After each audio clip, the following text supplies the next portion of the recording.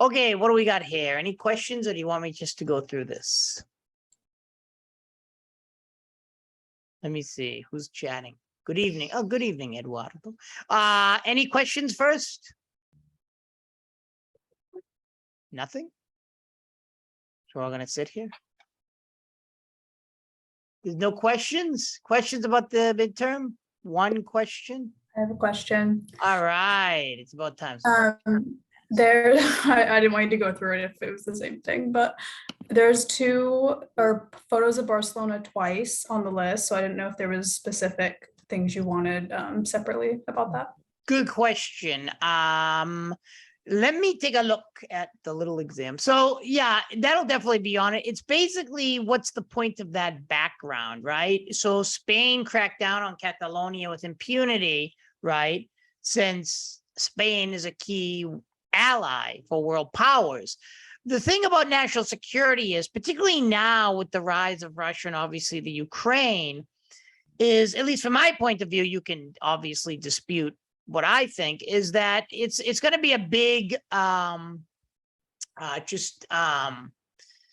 rush for allies. So even this was even before what happened in the Ukraine. So you see how the world is. It's about alliance building. So what alliance building essentially entails is, looking the other way when your friends are committing atrocities, and then it's okay, if they kill people, whatever.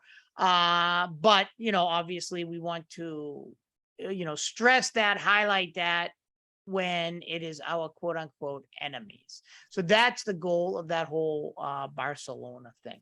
So good question.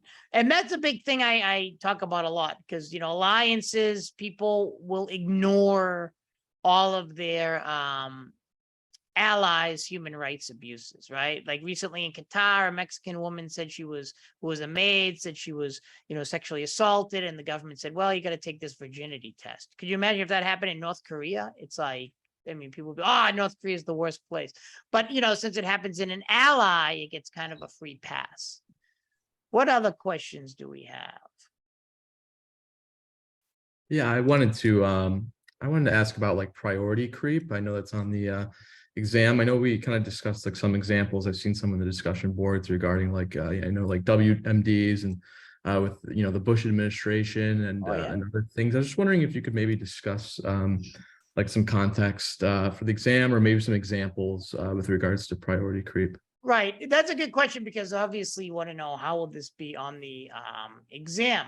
So you basically have issues within, national security. What priority creep does, and it doesn't always mean it's bad, because there are certain priorities that, it begins to, for whatever reason, become a strong priority. One of the things about like Cuba, Venezuela, exiles can really tilt this in a certain direction and start, putting pressure on the government to worry about this.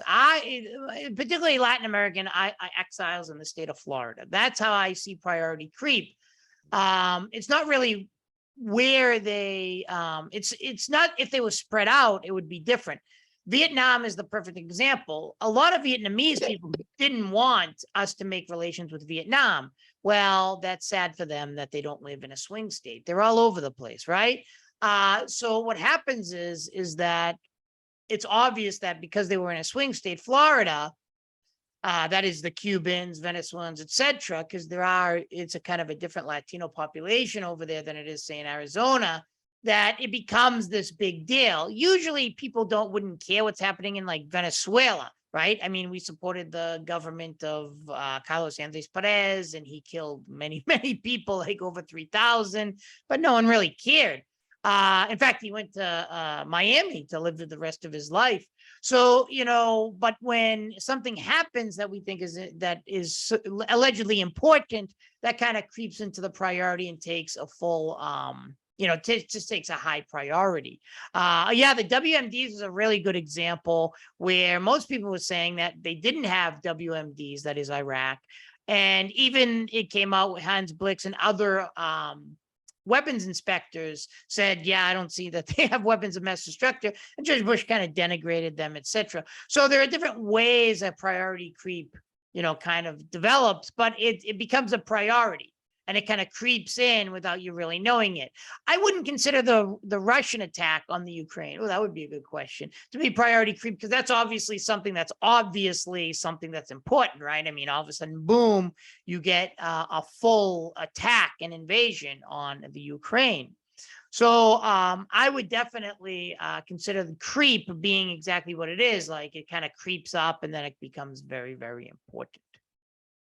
What else do we got? Yes, Professor. I see there are two names that I couldn't recall where we discussed them: Timothy James McVeigh and Shinkriko. Right, you're Japanese. You can't pass the class unless you speak well. Sherman Riccio. Did I mention those in that lecture? Did anyone remember? Is everyone like, no way? Because I thought I did talk about it in the national security goodwill one. And if I didn't, that's great that you asked, because now I will, because I'll relate it to that. Because I'm always updating the lectures and stuff like that, which I thought I did. But that is, I thought I did talk about it in that national security one with the goodwill behind me. The goal there is about the trickle-down effect of technology. Like we all love technology. Look at where we are, unless of course you're the Unabomber. But there's a negative effect about this, and one is Timothy McVeigh being able to basically blow up, if you remember the Oklahoma Federal Building, and Sherman Riccio, which is a cult in Japan that tear gassed back a long time ago in the 1990s, the Tokyo subway with this sarin gas. So you basically have these kind of groups that are using, more technology. The Unabomber himself used it, the Chechens in the Boston massacre or terrorist attack, whatever you want to call it. And is this good or bad? And that becomes extremely problematic, because you basically have the same thing with what I'm saying with the goodwill, right? And the drone. It's like, that's amazing. People, I don't know who takes it seriously. I do. That you can go to Goodwill and buy a drone. Drones used to be high tech. I mean, they obviously are high tech, but think about it. Like Iran now has a drone system, and that took out something in Saudi Arabia through the Yemen Houthi government, some of its oil. So this starts trickling down, and we're going to have this, warfare isn't the same. It's like you're going to have people, sometimes rogue actors, whatever you want to call them, with access to higher technology.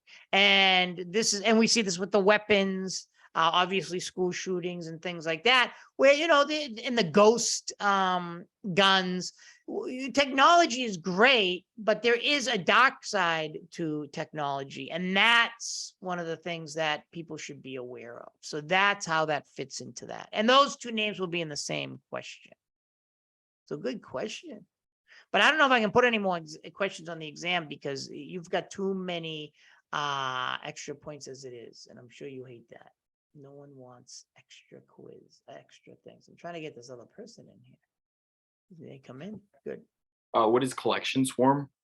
Collection swarm is similar. It's when you basically begin to have all these analysts start focusing on a particular area. Kind of like current and crisis-driven intelligence. This is often to fear issues with long-term consequences. So you basically get, all of these different analysts on the one important topic, but then you lose, long-term importance. So there's a gazillion examples. 9/11, right? After the fall of the Cold War, I don't know how old you are, but, everything I remember, we're going to go into regionalism, everything that was being, talked about in national security universities' books was the exact opposite of what happened in the world. That's why I'm very incredulous about prediction. So you had, for example, a book, Japan, the European community, it was called the EC at the time, and United States are going to be, the big three countries of the world. Well, China was a massive had a massive rise that people did not predict and failed miserably at that, predicting that. Japan fell by the wayside. The European Union got EC at the time, got really failed at dealing with the Yugoslavian crisis. So, collection swarm just focused on these three powers. Like, oh, Japan, EC, and the United States are going to be, huge, and all this stuff. And it failed to predict everything from 9/11 to the rise of China, the rise of Russia. No one predicted this coming except for Mearsheimer. So watch out for that. So collection swarm and kind of all these failures of intelligence is kind of getting to the same thing. You're basically focusing on hot topic issues, but then in the long term, you're missing all of these national security threats. In fact, when we invaded Iraq, there was like our only Iraqi specialist was on sabbatical. So this becomes problematic because, hot button issues is what kind of, saves, the day. So now, before, no one who spoke Russian was important in the State Department. Now they want Russian specialists. I remember when I studied Russian, there were only like 4 people in the class. That was before you were born. But so you basically have all of this, what we call collection swarm. We ignore, instead of having, obviously it's important, the Russian crisis, right? But once that happens, it's like, okay, no Myanmar crisis, no crisis in Eritrea, no crisis. That's why we don't have COVID anymore, because, the Russians invaded Ukraine. We can't handle all these crises. So for me, what's the solution? It would be to kind of keep and diversify intelligence and keep at par like areas of Latin America, Africa, etc., opposed to all the downsizing and priority creep, current issues, etc. Thanks, Ethan. Anyone else got a question? And if I don't explain something well enough, that is fine. You can ask. So that's like a really collection swarm, priority creep. They're all getting at the same thing, current and crisis-driven intelligence. That all get, now it's not, obviously not to say the Ukraine crisis isn't important, but it's saying, what happens when something else happens big? We're not going to be prepared. So we got to be prepared. And that's all countries, by the way. That's not just. And don't forget, it's the same thing with terror in Europe, right? You basically had the problems with intelligence sharing, intelligence focus, obviously the marginalization of certain Muslim groups, which they go to jail and then they become terrorists, and the national security problem in Europe in general. No one predicted this type of thing that was going on in Europe. They thought, Europe was going to be, the superpower with the United States. No one predicted the rise of China would be able to do this. And as well, the rise of Russia, which now European Union is kind of hurting when Russia closes its gas. And I think everybody knows, if you've had me before, Dora Miriateas, I might as well note her, is the intersubjective understanding of terrorism. That's very important. I do it in all my classes, because basically we also have to know, when we do fight, whoever you're fighting, and this goes for any group, that, how the population sees these people is very, very important. That's why we lost Vietnam. We went in saying we were heroes, and of course that's on there, Vietnam and Sandino, because power was very ambiguous. So just because we can invade Vietnam doesn't mean we're going to be able to hold it. And that is with Afghanistan, Iraq, the Taliban taking over so quickly. So that idea of power of ambiguity will always be there. So that's important as well. And that goes for Vietnam and Sandino. Sandino was a revolutionary in Nicaragua that defeated the US soldiers. People forget that. But that'll be on there. What else do we got? What else? Good questions. Nothing else? You can type it. You can see. Entered the waiting room. All right. What else do we got? What else do we got? Go ahead. Who wants to go? I was gonna say Elliot Abrams. Yeah, he personifies the politicization of intelligence. He was huge in basically the politicization. Him and what's his name? The other guy slips my mind. The guy at the Reagan administration. But the idea that he was obsessed with Latin America and the fact that the Soviet Unions are involved in the 1980s, and then he was brought back by the Trump administration. And he always kind of demanded in intelligence what his worldview is. But I'm looking for, yeah, that's definitely the politicization of intelligence. And you got to watch out for that. And all sides do it. You got to watch out for that, because we have concepts we want, and it's called confirmation bias. So instead of trying to look at the data objectively, we basically, will cherry pick, etc. So that's definitely the politicization of intelligence. Good question. And then there was another one that's like also with the upward downward politicization, which is on there. Downward is basically politicization is when incentives entails how these incentives a consumer gives to an intelligence analyst, whereas upward is when the analyst himself or herself tries to get favor into the intelligence agents, but analysts, sorry. So, the downward is on there, and that's when you basically have incentives a consumer gives to an intelligence analyst, like Elliot Abrams would give to an intelligence analyst. And that's why we have the distance school, which makes the argument that we need to separate the analysts from the politicians. Because if you think about it, when you do get close to people, you start giving people what they want, right? And this is good for money, careerism, etc. So you want to, watch out kind of for that. And people do have the tendency, I think, when you look at careerism, to give people what they want. But that can be bad for national security. Like, Colin Powell to this day now, well, he's dead now, but said, well, wow, what was I thinking with those in that UN talk with the weapons of mass destruction? But he said he didn't agree with it, but then why do it? It's kind of like this pressure to please the boss, even if it's against your own ethics and own understanding of the world. So that is all on there. What else do we have? Lindsay Moran, she's on there. Really good about the maternity instinct. Women are more conscientious and conscious of their surroundings, and people often trust women more. Yeah, I find that to be true.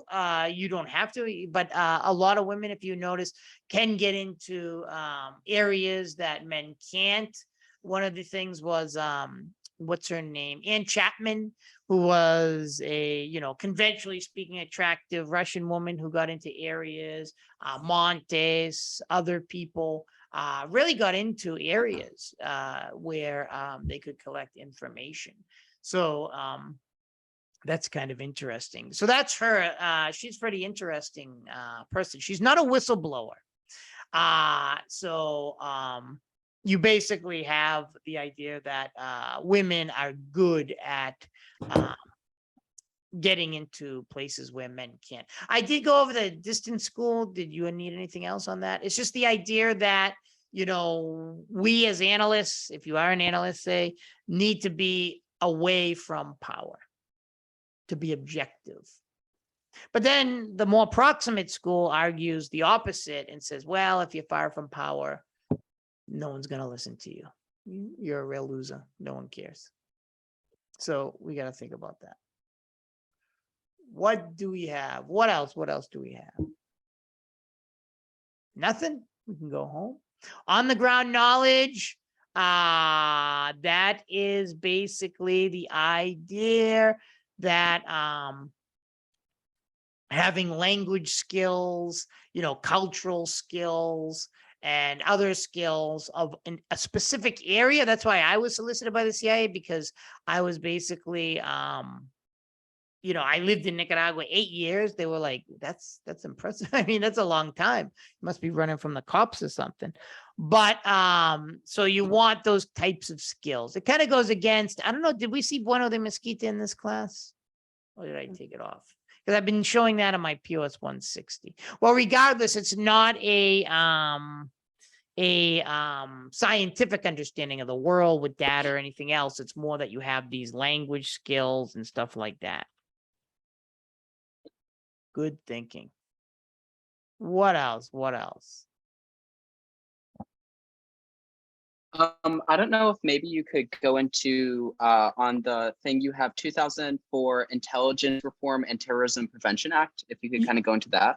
Yeah, that the idea there is by Lowenthal. I don't think I'm going to use the book anymore. It's getting a little dated. Although you can have your opinion. It basically, the argument is it failed because it just put on more bureaucracy. If you took my U.S. foreign policy class a while ago, I used to use now his name slipped my mind. Paul Pillar's book and now Lowenthal's book, and they all kind of say the same thing. Is that you basically just created more bureaucracy.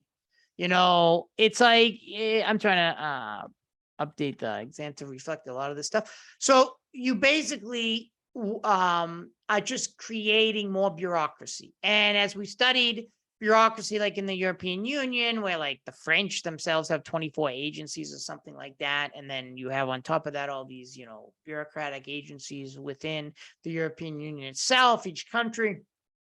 It's very difficult to spread and share information for a broad amount of reasons. It's basically the idea is people want to hoard that information so they get credit. They don't want to share that information. And it is true, like even being at a university, these people, they act like, well, I'm so liberal, but they're very cutthroat, bureaucratic, fighting for money and everything else. So people, within these bureaucracies are not necessarily sharing information. And this was a failure. And the CIA lost a lot of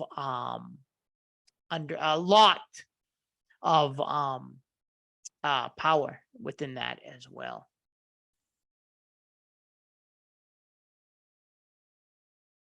What else? And if I don't understand something, if I don't explain it well, just say, oh, you didn't explain that well. Anything else? So Timothy McVeigh, goodwill, national security, 100% to trickle down. Not that I'm necessarily cheap, although I am. Lindsay Moran.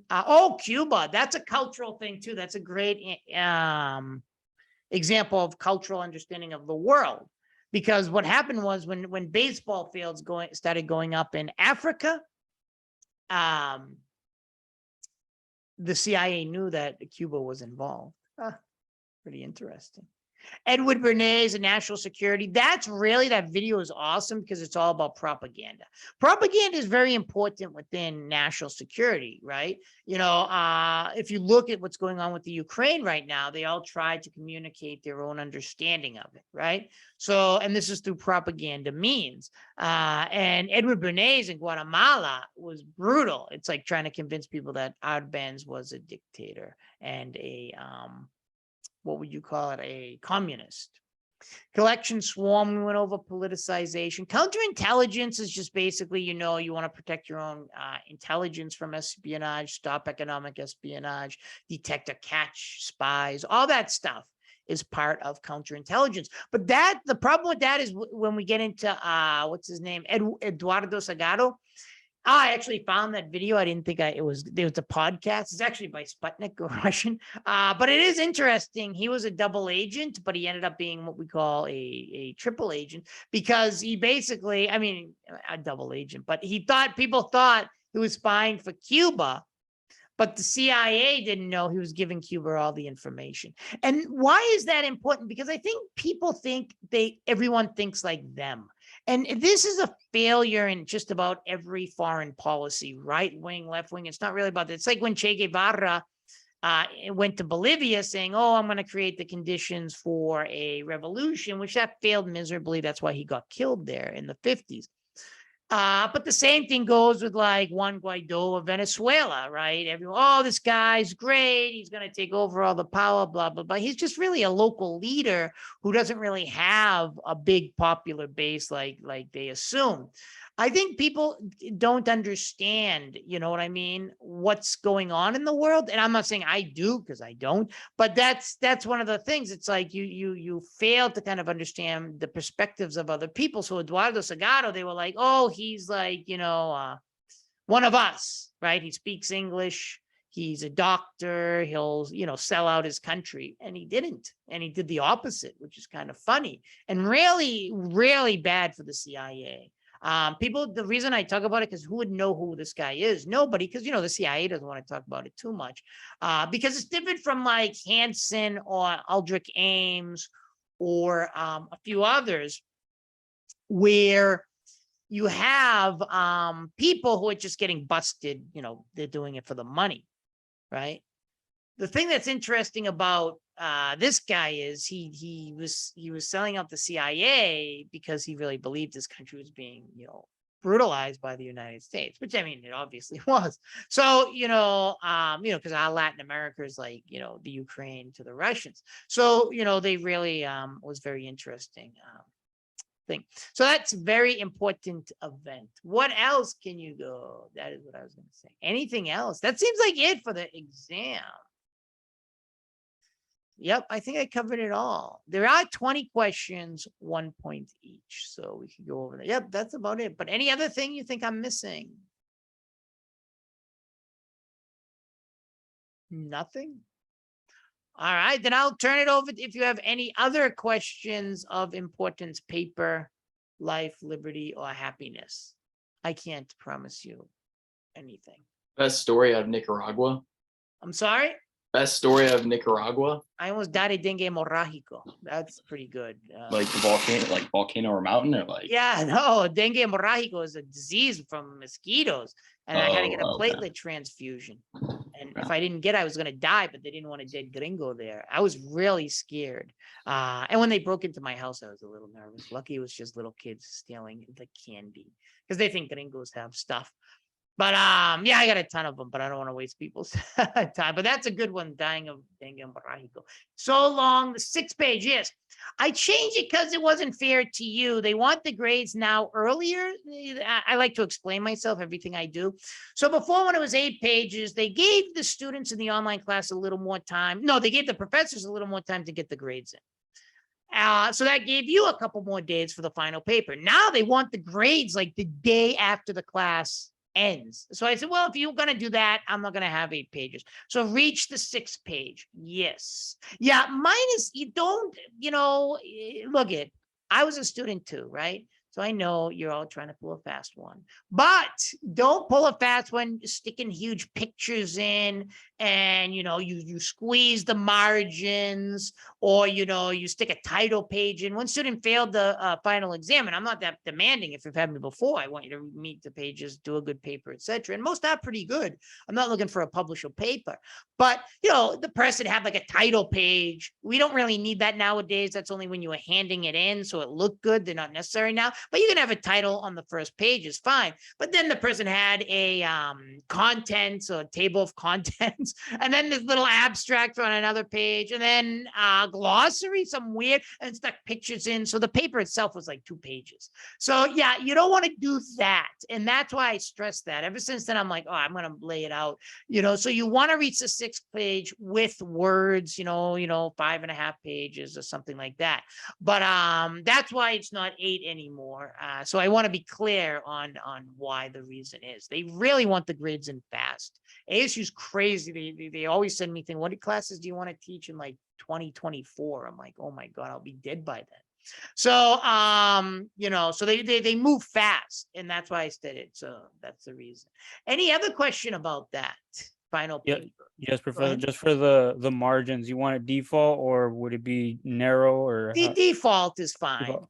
Okay. Default word, and I have an Apple, and they do the same default word. So yeah, sometimes people really make them small. It's like it's so obvious what they're doing. So yeah, I had to lay that out. Okay, thank you. And anything, you can do it on anything. I don't want to tell you what you're doing. If you remember that video you saw of me in the background was Bogota. The point there is I just want you to take one thing away, and that is do something that's good for your portfolio, something you could talk about in an interview. I don't correct grammar because it would be an impossibility, but then we have a writing center you can send it to, even if you're online. So that would be interesting. So you want to start thinking about things for your academic portfolio. Anything else? Yeah, so is it necessary to have any kind of like pictures or? No, nothing. Okay, so it could just be strictly words and you're Yeah, good. I don't Okay. wanna, it's just, I just say that because people started sticking in pictures pretty Okay. arbitrarily as well. Okay. Like pictures of their kids and stuff. I have a picture of my kid to extend the paper, you know. Anything else? Questions or comments? Nothing? If not, we can go. Go ahead. Yeah, Dr. Ripley. Yes. I just want to say I appreciate you being the best professor I've had, and I Oh, get to thank you. graduate in December. I do have a question. Now you don't have to do the final paper. Controversial. You are kind of controversial. What? Why? And I'm looking into policy research and writing. And how do you get ideas across that you know are going to be in the face of authority? You got to find common ground. It's kind of like, let's say you're against the Iraq war, right? And you're trying to explain to someone who's against, it's not that you're against U.S. foreign policy, you hate your troops or something like that. You try to explain to them this might not be in the interest of the United States, right? Getting bogged down in Iraq, I'm not a fan of Saddam Hussein, although a lot of people were, removing him, expanded Iran. Do you want Iran's expansion? I mean, we had the debate on the killing of the general. Iran was never involved in the Iraq politics before the Iraq war. That's just an example. You want to basically sell things that are palatable. I always say the same example about the Green Deal, that AOC. Let's say you're very conservative and man, I hate that AOC, right? You're very conservative, then frame it in a more conservative way. The Green Deal is really good because then we become more independent and not dependent on regimes that are not stable, right? You see Biden going to Saudi Arabia and basically bowing down to them now that and look at the crisis in Russia. Look at how dependent the European Union and ourselves are on Russian gas. Oh, let's do windmills. Let's do solar power. And, it's a national security issue, not a green issue. So right there, when you frame it differently, you can get more people on your side. So if you start saying these kind of more lefty things, they don't bother me particularly, but, the conservatives, right, when you say Green Deal, they're going to be like, oh, no way. But if you say the national security Green Deal or something like that, you can sell things in a different way. Because I think the Green Deal is good from a national security perspective. Why not decrease your dependency on Russia and on volatile areas of the world, right? If a windmill is going to give me power and I'm going to have more control of that power, stick it in my backyard, right? And look at my backyard is a big ocean. So I would say how you frame it, watch how you frame it. And I think I got good at it, not because I was born with that skill, because I wasn't, but listening to all the debates for like years after years, the pro-wall, the anti-wall, the pro-killing, you know what I mean? You begin to start understanding people's viewpoints and saying, okay, I understand what you're saying, you know what I mean? And then you learn how to kind of frame things that would be palatable to those people. And also remember, you're never going to win everyone over too. I mean, you're going to break some eggs. You're always going to have enemies. If you don't have any enemies, you have no character. So have a lot of enemies, but you don't want to get killed either. That might be bad. All right. Any other good question though about that? And that's something you people have to think about. Anyone here going on to graduate school? Law school? All right. Have a good thing. If you ever want some stuff, I do a lot of stuff on law school, my professional development, also graduate school. I got some good resources on that, like writing the personal statement and stuff. But yeah, definitely keep me posted on what happens. You people, I know it's the same people come to the Zoom meetings and stuff. And I know I've had some of you more than once. So I'm sure you'll be hitting me up for a recommendation. And that's the final thoughts about anything, since some of you are going to graduate school or something. Remember, remind the professor everything you did in a class. It's a lot more difficult. Are you all online people, like straight online?